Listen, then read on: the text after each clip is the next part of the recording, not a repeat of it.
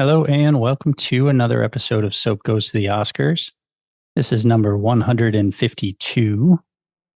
I'm recording on February 23rd, 2026, which happens to be my 51st birthday. Happy birthday to me. And I watched this movie on the 20th. And I've said before, I usually try to record the same day. I recorded on Friday morning I watched it on Friday morning because I once again couldn't sleep and woke up early and decided to try and fit this one in. And I was able to. I think I had to finish it during lunch from work because it was on YouTube for free, but there were ads. So I had like just enough, I would have had just about enough time to watch it before I start work, but the ads added a bit extra to it. So I had to finish it a little bit later, but all the same day. So yeah, another free one. So nothing paid so far for this round. And let's get into it.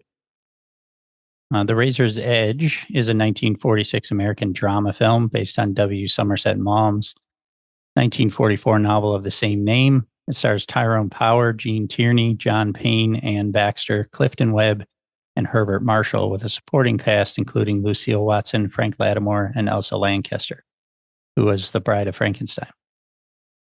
Marshall plays Somerset Maugham. The film was directed by Edmund Golding.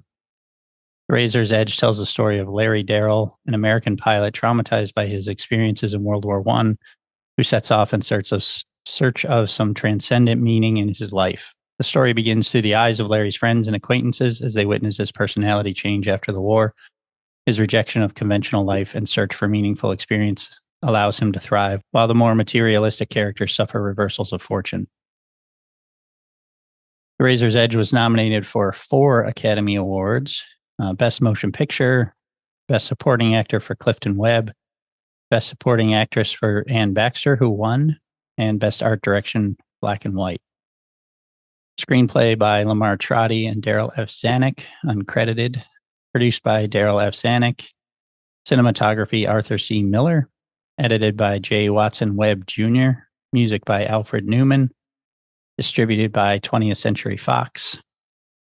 Released November 19th, 1946 at the Roxy Theater, and then December 25th, 1946 in the rest of the U.S., with a runtime of 145 minutes, 2 hours, 25 minutes.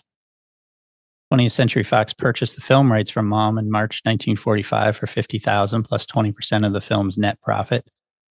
Contract stipulated that Maugham would receive an additional $50,000 if the film did not start shooting by February 2nd, 1946. In August 1945, producer Daryl F. Zanuck had the second unit begin shooting in the mountains around Denver, Colorado, which were to portray the Himalayas in the film. The stars had not yet been cast. Larry Darrell was played by a stand-in and was filmed in extreme long shot. Zanuck wanted Tyrone Power to star and delayed casting until Power finished his service in the Marines in January 1946. Zanuck originally hired George Cukor to direct, but creative differences led to Cukor's removal. Although Maugham wanted his friend, who he had in mind when he created the character, Gene Tierney, for Isabel, Zanuck chose Maureen O'Hara, but told her not to tell anyone. As O'Hara recounted in her autobiography, she shared the secret with Linda Darnell, but Zanuck found out, fired O'Hara, and hired Tierney. Betty Grable and Judy Garland were originally considered for the role of Sophie before Baxter was cast. Maugham wrote an early draft of the screenplay, but not one word of his version was used in the final script, and as a result, Maugham declined Zanuck's request to write a sequel and never worked in Hollywood again. My man Bosley Crowther and I are going to diverge a little bit here, but New York Times film critic Bosley Crowther panned The Razor's Edge, complaining of its inability to explain the protagonist's spiritual awakening and of glib but vacuous dialogue that hamstrung the actors. Shortcomings he blamed on the limitations of the underlying Maugham story, which, said Crowther, was a vague and uncertain encroachment upon a mystical moral realm more emotional than intellectual. So I loved this one. I gave it 5 stars, which helps 1946 a little bit because I had given the previous 2 3 stars based solely on like acting, and because I did not like The Yearling or Henry V. So that brings 1946 up to 3.7 for the average. 1940s overall at 3.3, and the number of 5-star reviews to 7. Tyrone Power's been in a couple other things, and he's very good in everything I've seen him in. I'm trying to think of the other big one he was in. Alexander's Ragtime Band. He was really good in that too, and he was good in Marie Antoinette. He is just for this time especially, he's just a very subtle actor. Like he's more like today's sort of acting, certainly in this movie. And I just appreciate that more than sort of the over the top. And some of the side character in this the other guy, the guy that played Somerset Maugham, was very good as well. He was also very subtle. It was all the characters around them that were sort of extremes, and it wasn't necessarily that their acting was bad.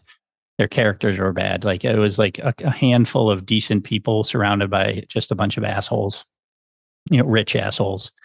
And this guy's, the girl that was in love with Larry Darrell was, her uncle was rich and a bit of a dandy, and he was just a complete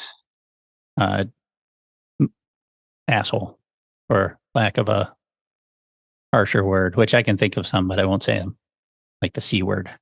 I won't say it.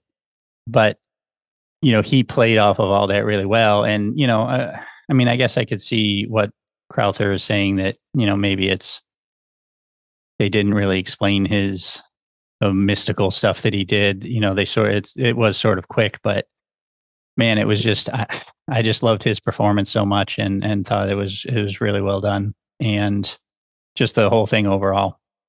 And I wasn't even mad at the length. It was 2 hours and 25 minutes, and it didn't really feel like it went by pretty quick.